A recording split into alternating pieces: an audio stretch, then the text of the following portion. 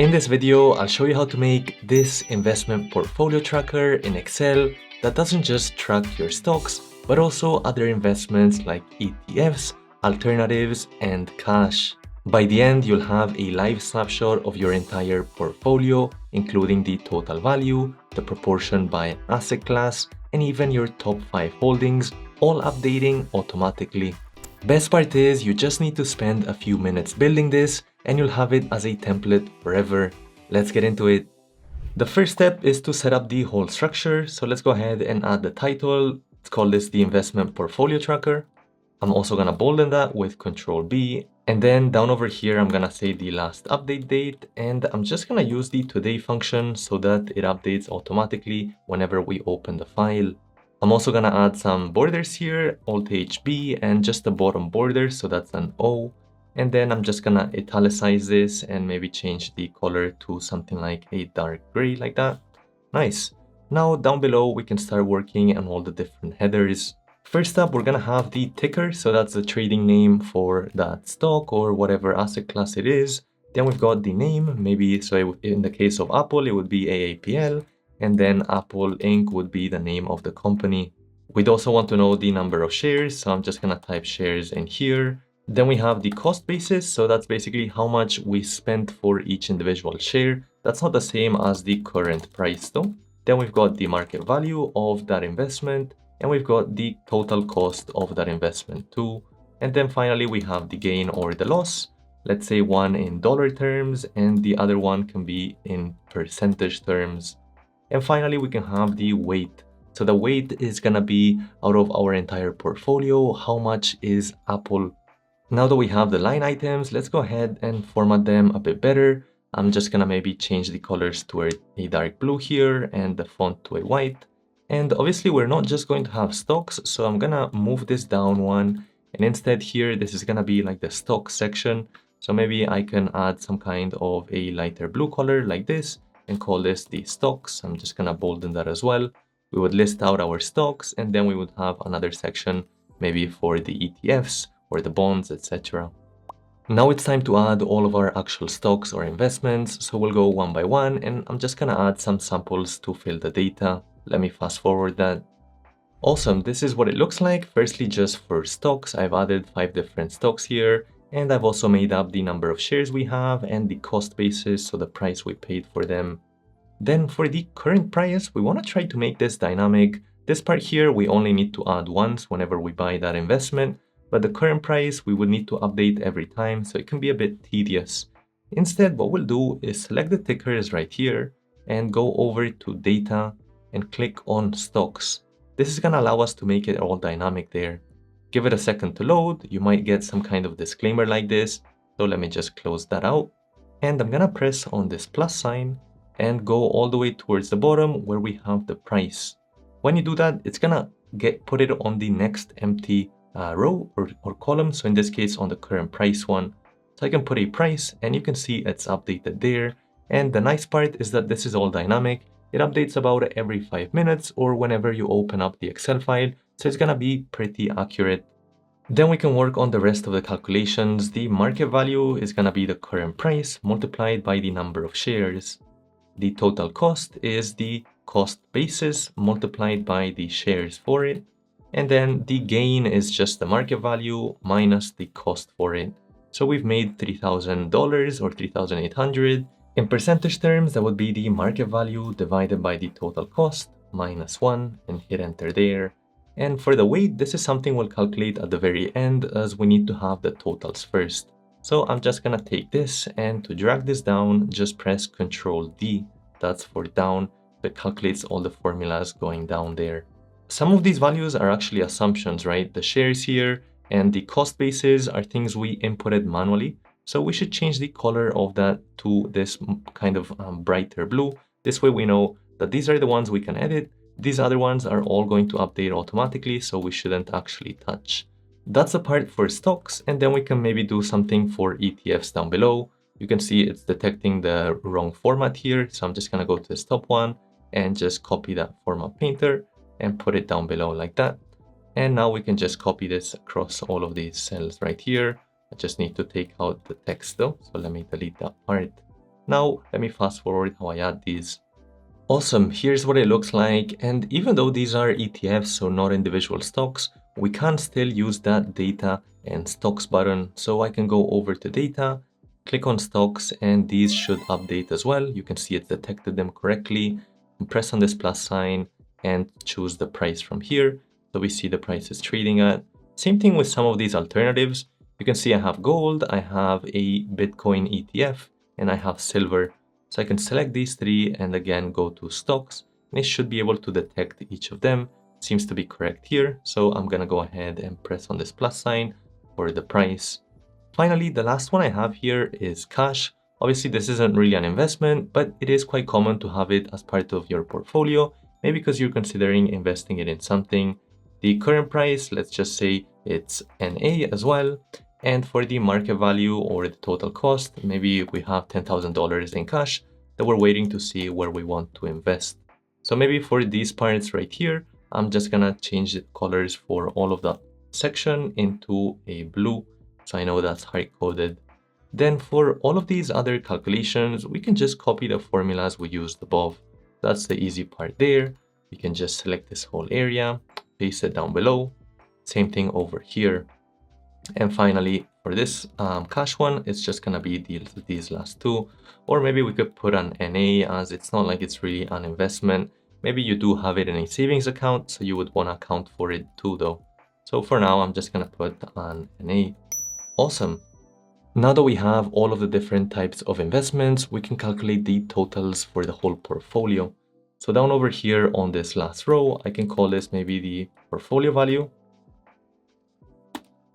or the portfolio totals. And let me actually format this one by pressing Ctrl B. I'm gonna add a top and a bottom border. So within this area, it's gonna be one like this. And I'm also gonna change the highlight color maybe to a yellow so it stands out a bit more than the rest. So for the market value, it's simply the sum of this entire part. Same thing with the total cost. So Control R is the formula to drag this to the right like that. The gains is pretty simple. It's just the market value minus the total cost for it. And finally, in percentage terms, that's gonna be the new divided by the old minus 1. With all these totals, it means we can calculate the actual weights for them. So for this first one, for instance, Apple, it's gonna be the total market value right here divided by the total of the entire portfolio. Let's log that with the F4 key and hit enter. Now I can drag this down across all of these options. So Control D, let me copy that, paste it down over here as well. And finally, all the way to the very bottom there. If I sum these, it should give me a total of 100, assuming I've done everything correctly. And you can see that's currently the case.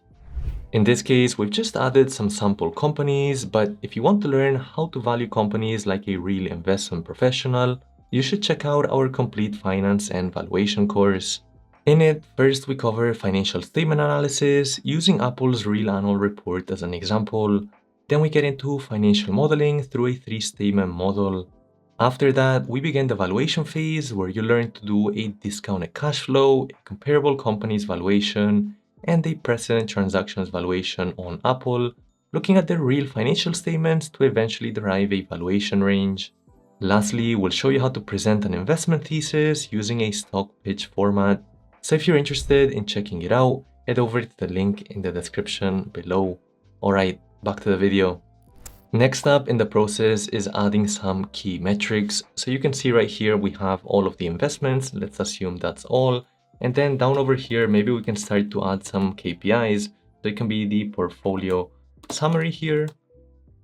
Then over on the side, we could add some different ones, like the proportion by asset class, and maybe even on the side, we can add our top 5 holdings. So first, working on the portfolio summary, we can first add the total market value. Then I can add the total cost and a few other metrics. Let me fast forward that. So here's the full list I have, starting with the portfolio summary. Let me go ahead and format this one in a dark blue, and I'm gonna change this to a white. So I can really just link these values that we calculated above. That's gonna be the most dynamic way to do this. Same with the gains here. The total return is gonna be this one. I'm not adding the weight, but I am adding the number of holdings. that's basically gonna be the count of all of these holdings we've got. So we can use the counter function and we can select something like this part right here. What the counter does is whenever there is a value, it's gonna count it. So even this NA, it should count. Now close up parenthesis and hit enter, it's giving us 13. We've now got the summary for the portfolio, and next up, it would be interesting to see how much we have invested in each type of asset. So over here on the side, maybe I can put this is the asset class. I can also add the value and the allocation. So that's going to be in percentage terms. So what I'm going to try to do here is link each of them. It's going to be stocks. Then we've got ETFs, we've got alternatives, and we've got liquid, which is basically cash. For the value for each one, it's going to be the sum of the market value. So for the stocks, it's going to be all of this part right here. Then we've got the sum of the ETFs, which is this middle part, the sum of alternatives. So that's going to be towards the bottom here. And finally, liquid, we can just simply link it to the 10K we've got. Then to calculate the allocation, as this is kind of hard to read, we need to add the total on the bottom. So it's going to be the sum of all of these options. And for the allocation, it simply equals to this first one divided by the total. I'm going to press the F4 key to lock that and just drag this down by double clicking. Nice. Now let me calculate the sum here just to make sure that it gets to 100. That's looking good. And now we can copy the formatting from here. So Control C, and I'm gonna go Control Alt V. This is basically the paste options. So within the space special, just want to paste the formats. Hit enter there. You can see it's pasted the formats for that first one, but I want all of them. So I'm gonna select all three cells here, Control Alt V, and paste the formats for all. Maybe I can center these two just to make it look a bit nicer. For the totals, maybe I can add a bold here, and maybe I can also add some kind of a highlight color there. So like this one, and also add the borders like that. Nice. Now for each of these, maybe we can also add some outside borders. So Alt H B, and then for the outside borders, the letter is gonna be an S. Same thing here, Alt H B S. Nice. Now that we've calculated the allocation, we can tell that maybe our stock investments are slightly too high at 50% of our portfolio compared to some other parts like ETFs or alternatives. And next up over here to the side, it would be useful to find out the actual top 5 worth of our holdings. So which are our highest holdings right now? So for this, we're gonna first add the rank, then we'll add the holding. So it would be good to know the actual name, right? So holdings, and finally the actual amounts. Now for this first, we're just gonna use the sequence formula and just add a total of 5 rows. So that's for each of the 5. And for the holdings part, this is where it gets quite tricky in terms of formulas. So make sure you pay attention here.